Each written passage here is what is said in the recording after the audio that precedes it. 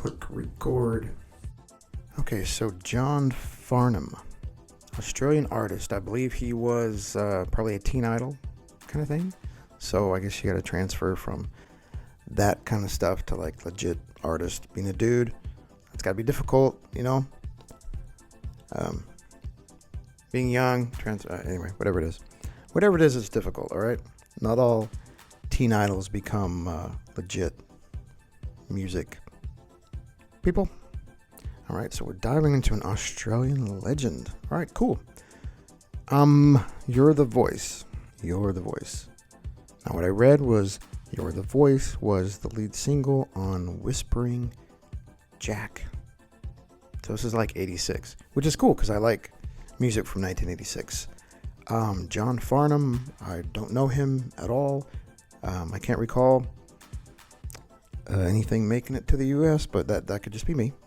But I did notice a pretty cool fact that this album, Whispering Jack, was the first album in Australia that was put on CD. Hey, that's cool. Must have been awesome. You got the first album on CD in Australia. John Farnham. Congratulations. Well done. So let's check out You're the Voice. I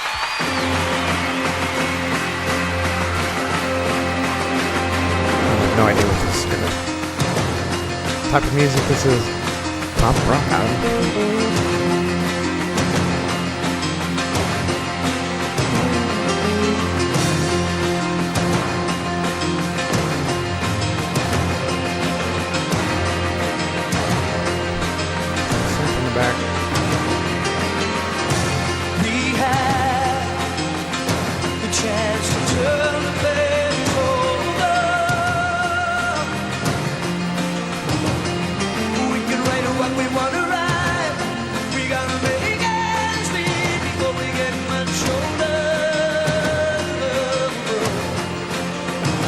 What? We're all someone's daughter. We're all someone's son. Hello, get a look at each other. Down the barrel of a gun. Sing it. Got a voice, try and understand it. Make a noise and make it clear. Oh, sounds like an epic tune. We're not gonna sit in silence. We're not gonna live with fear.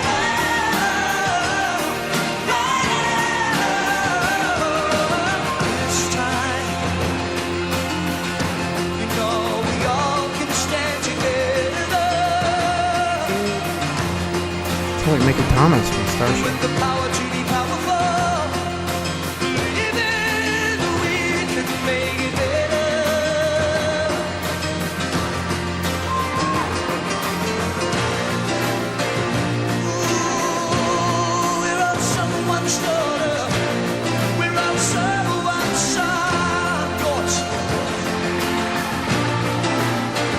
Ooh. Oh, yeah. Down the barrel of a gun. Ooh.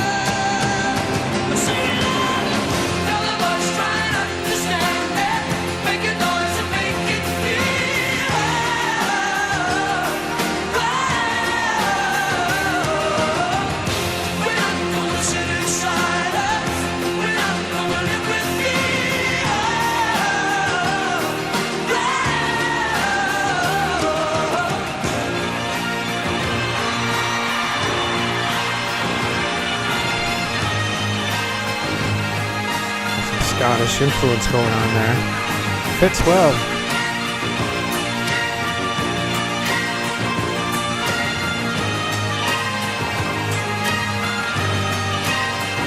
Just love the time period.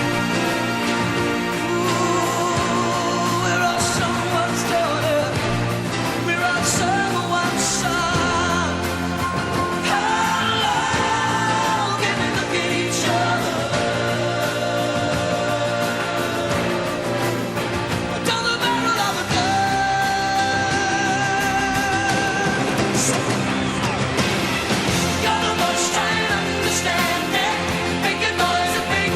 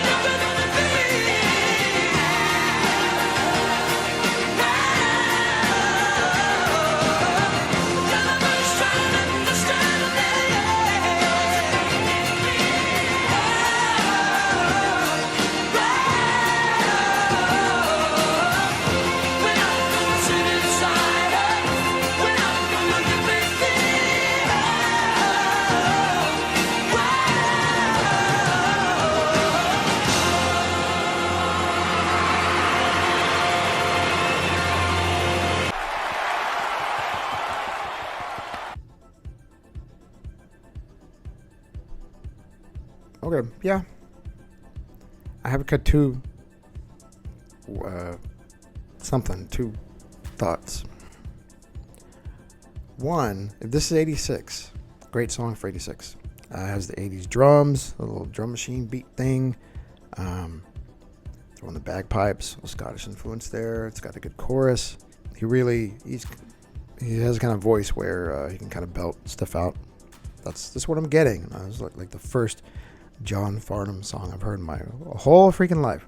So part of me for the time period, that song fits in. It's like a outfield Mr. kind of thing. It's got the build has got lots of elements in there. You have to sense stuff, and it's pieced together well. Production wise, really good.